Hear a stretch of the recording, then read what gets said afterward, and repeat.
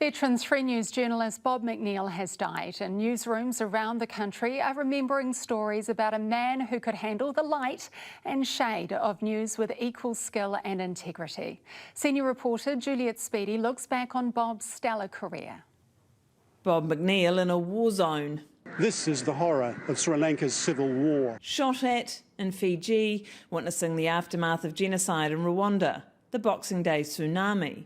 Stories always told with equal measures of authority and sensitivity. But then there was Bob's renowned humour. Well, if you can't say, I'm absolutely buggered after a game like that, when can you? Get these people away from me. Let me tell you, this isn't an easy event to cover. Bob McNeil.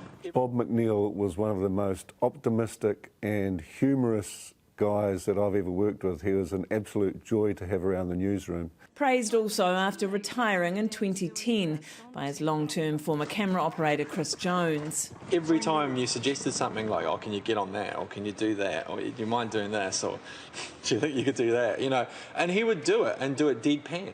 His first journalism job was a Taranaki daily, then to radio, but when he arrived at TV3, he stayed 20 years. If these girls can do this, then so can I. Bob McNeil, 3 National News. Long-time TV3 producer Gus Gillies recalls sending Bob to cover a coffee-making competition in Hamilton when he'd only just got back to New Zealand from covering refugees fleeing the fighting in Kosovo. He wasn't happy about it, but he did a piece to camera where he signed off Bob McNeil 3 News with a Latte Mustache. And I saw my brother the next day and he goes, Bob McNeil, I think I know who he is. He's that guy that did the piece to camera with the Latte Mustache.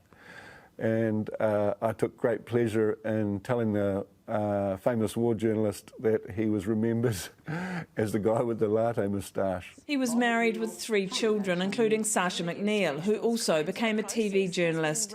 She told 3 News today her dad will be remembered as a gifted storyteller with his trademark chuckle, and as a kind, caring and loving husband, dad and grandbob.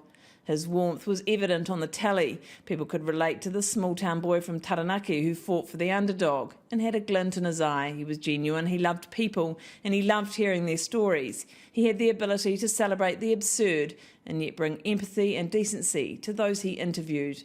As a kid, you couldn't ask for a better dad. He was pure joy. Sasha told us Bob would love that we were doing something about him on the TV news, where he'd spent 20 of his 81 years. Bob McNeil, 3 News.